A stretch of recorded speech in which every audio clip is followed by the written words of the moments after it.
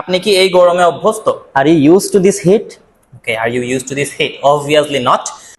আসসালামু আলাইকুম everyone, this is Mohammad আল ফয়াজউদ্দিন তালুকদার। আশা করি আপনারা সবাই ভালো আছেন।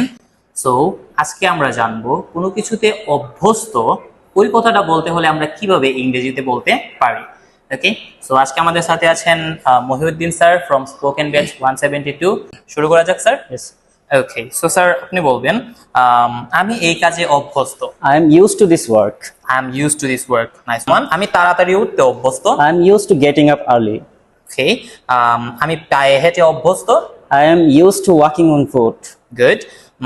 আমি এই কাজ করতে অভ্যস্ত। I am used to doing this work. Okay.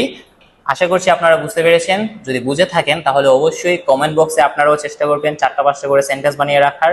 আমি যতটুকু পারি আপনাদের কমেন্টগুলো দেখে আপনাদেরকে ফিডব্যাক দেওয়ার চেষ্টা করব। ধন্যবাদ। দেখতে থাকুন সার্ভেনিক্স ইউটিউব চ্যানেল অথবা প্রাক্সিস অফ